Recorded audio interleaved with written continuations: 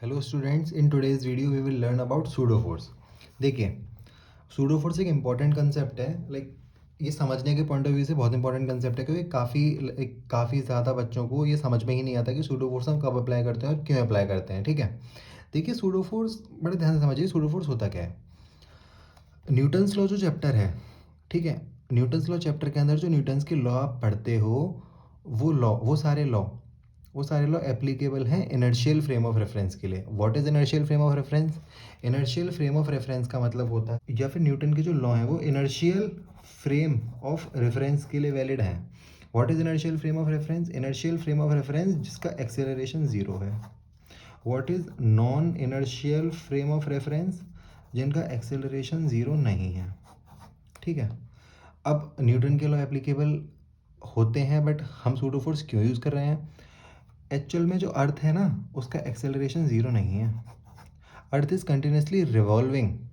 अर्थ का angular acceleration भी है, 0.3 के आसपास उसका एंगुलर एक्सेलरेशन आता है अर्थ का। ओके, तो अर्थ पे ऐसा कोई पॉइंट है ही नहीं जिस पॉइंट पे हम बोल सके कि हाँ अब हम अब हम इस सरफेस पे खड़े हैं और इसका एक्सेलरेशन जीरो है। रिलेटिव एक्सेलरेशन हमें जो रिलेटिव एक्सेलरेशन दिखता है एक दूसरे का, दैट इज़ ज़ीरो। ठीक है, दैट इज़ रिलेटिव। जो एक्सेलरेशन ज़ीरो है, इनर्शियल फ्रेम हम हमारे एक दूसरे के रेस्पेक्ट में है कि अगर कोई इंसान खड़ा हुआ है और ये खड़ा हुआ है, इसके रेस्पेक्ट में ये फ्रेम ऑफ रेफरेंस इनर्शियल है, क्योंकि दोनों स्टेशनरी हैं। लेकिन एक्चुअल में इन दोनों का ही एक्सेलरेशन ज़ीरो नहीं है। तो हमें क्या करना होता है? हमें जो न्यूटन्स लॉ होते हैं उनको एप्लीकेबल करने के लिए, उनको यूज़ करने के लिए, उनका ताकि हम यूज़ कर सकें, इसीलिए हम जो नॉन इनर्शियल फ्रेम होता है, नॉन इनर्शियल फ्रेम पे एक इमेजिनरी फोर्स अप्लाई कर देते हैं ताकि हम न्यूटन्स के लॉ को यूज़ कर। देखो, NLM is applicable for inertial frame of reference, so to apply Newton's law in non inertial frame of reference, observer apply imaginary force on object in opposite direction.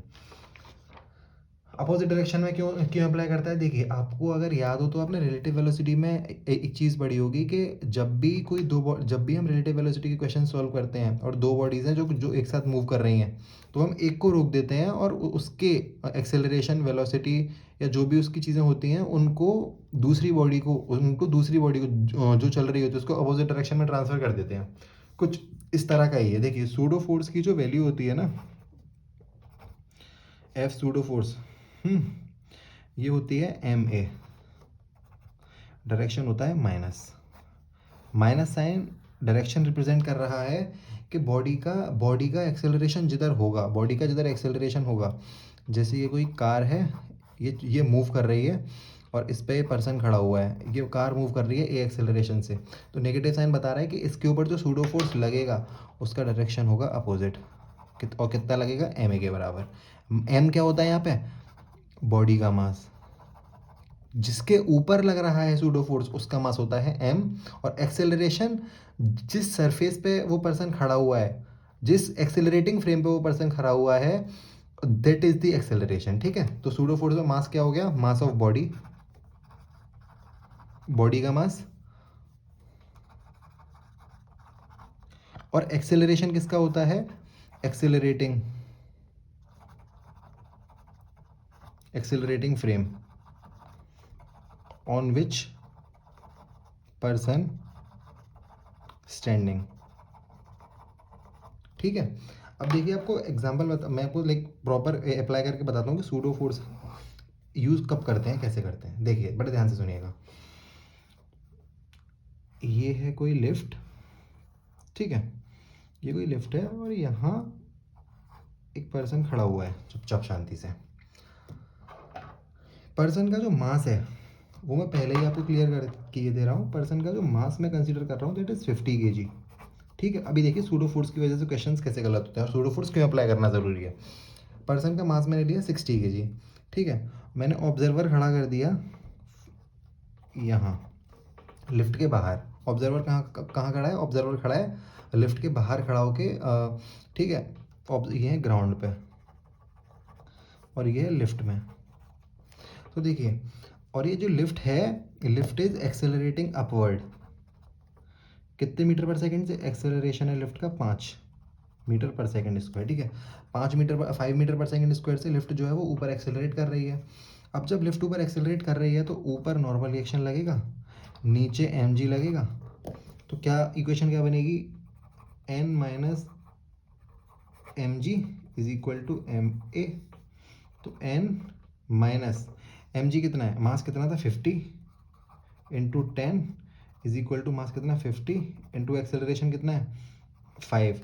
तो यहाँ से normal reaction जब आप निकालोगे तो normal reaction की value आ जाएगी 750 Newton, ठीक है। नॉर्मल रिएक्शन कितनी आ गई 750 न्यूटन, बिल्कुल करेक्ट है भाई। ऑब्जर्वर जो है वो खड़ा हुआ है ग्राउंड पे, मतलब ऑब्जर्वर खड़ा है, ये ग्राउंड पे है, ग्राउंड का एक्सेलरेशन जीरो, ग्राउंड का एक्सेलरेशन जीरो, मतलब ऑब्जर्वर खड़ा हुआ है इनर्शियल फ्रेम पे। इनर्शियल फ्रेम मतलब इसका एक्सेलरेशन जीरो है। और ये जो पर्सन खड़ा है दैट इज ऑब्जेक्ट खड़ा है लिफ्ट में, that is non inertial frame में, ठीक है। अब देखिए, अगर मैंने इस लिफ्ट को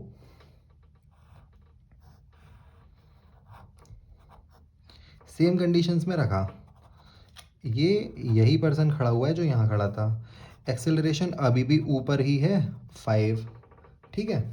लेकिन इस बार जो ऑब्जर्वर है, जो इस बार अभी ऑब्जर्वर यहाँ था, केस 2 में ऑब्जर्वर को मैंने खड़ा कर दिया लिफ्ट के ही अंदर। कहाँ खड़ा कर दिया, लिफ्ट के अंदर। अभी भी ये जो ऑब्जेक्ट है, ये वाला पर्सन जो है, इसके ऊपर नीचे फोर्स लग रहा होगा एम जी, ऊपर लग रहा है एन, नॉर्मल रिएक्शन। बट अभी ऑब्जर्वर कहाँ है, अभी ऑब्जर्वर ये रहा लिफ्ट के अंदर।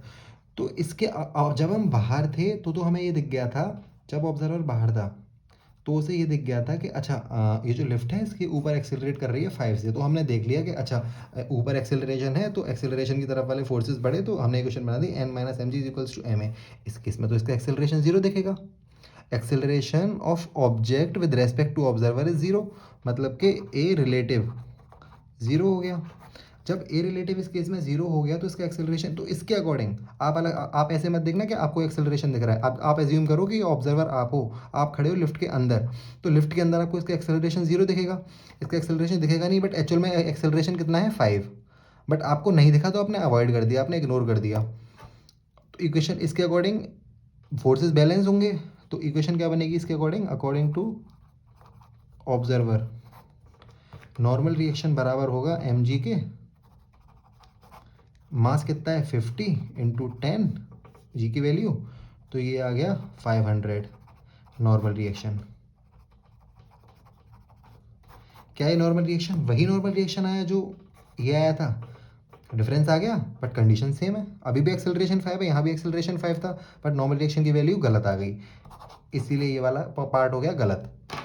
अब देखिए, अगर मैं यहाँ पे सूडो फोर्स लगा दूँ, कैसे लगाएंगे सूडो फोर्स, अगर मैं यहाँ पे इस ऑब्जर्वर को खड़ा कर दूँ, वो ऑब्जर्वर अभी भी कहाँ खड़ा हुआ है, चुपचाप से यहीं खड़ा हुआ है, ठीक है। ऑब्जर्वर अभी भी यहीं खड़ा हुआ है, ठीक है।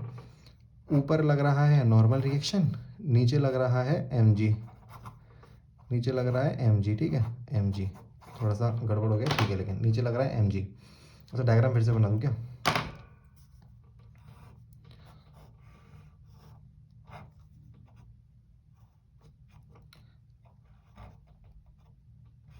ये खड़ा है ऑब्जेक्ट और ये इसके बगल में खड़ा हो गया है इस बार ऑब्जर्वर, ठीक है।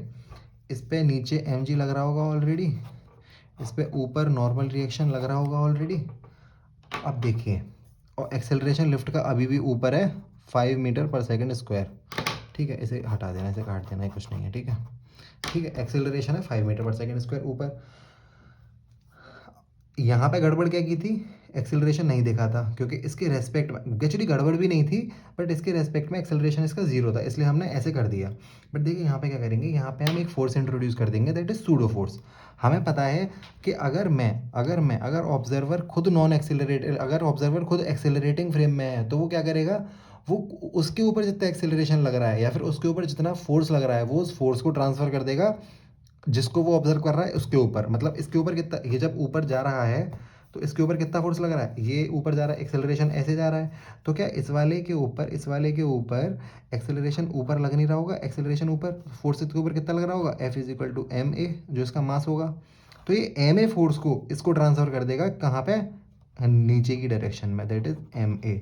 This is called pseudo force, this is how pseudo force comes into picture, कि ये अपने फोर्स को, अपने लगने वाले फोर्स को, इसके ऊपर जो फोर्स लग रहा है उस फोर्स को ट्रांसफर करेगा इसको अपोजिट डायरेक्शन में। अब इक्वेशन क्या बनेगी, इक्वेशन देखो इसके अब ये ठीक है, या फिर आप इसे ऐसे देख लो कि ऊपर एक्सेलरेशन है तो इसके ऊपर मैंने एक फोर्स और लगा दिया एम ए नीचे की तरफ, सूडो फोर्स। मैंने यही बताया था ना कि अपोजिट डायरेक्शन में लग रहा है और एम ए मैग्नीट्यूड का होता है। अब इक्वेशन क्या बनेगी, अब इसके ऊपर कौन कौन से फोर्सेस लग रहे हैं इसके ऊपर, इसके ऊपर एक लग रहा है नॉर्मल रिएक्शन, एक लग रहा है इसके ऊपर एम जी, और एक लग रहा है इसके ऊपर एम ए। तो इक्वेशन क्या बनेगी, ऊपर एक्सेलरेशन है तो N minus M G minus M A is equals to zero. तो n is equal to M G plus A, ये आ जाएगा, ये आ जाएगा। तो n is equals to 50, g की वैल्यू 10 प्लस 15 प्लस 5, तो ये आ जाएगा 750 न्यूटन। नॉर्मल रिएक्शन आ गया 750, यहाँ भी 750। अब समझ आ गया। अगर यहाँ मैंने सूडो फोर्स कंसीडर नहीं किया तो मेरा आंसर गलत आ गया, 500 आया था।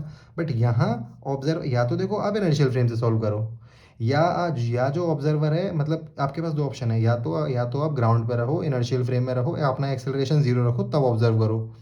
या फिर अगर आपको नॉन इनर्शियल फ्रेम में जाके ऑब्जर्व करना है तो आपको सूडो फोर्स लगाना पड़ेगा। तो सूडो फोर्स आप कब लगाते हो, जब आप खुद नॉन इनर्शियल फ्रेम में होते हो, जब खुद आपके ऊपर एक्सेलरेशन लग रहा होता है, उस कंडीशन में आप क्या लगाते हो, सूडो फोर्स। ओके।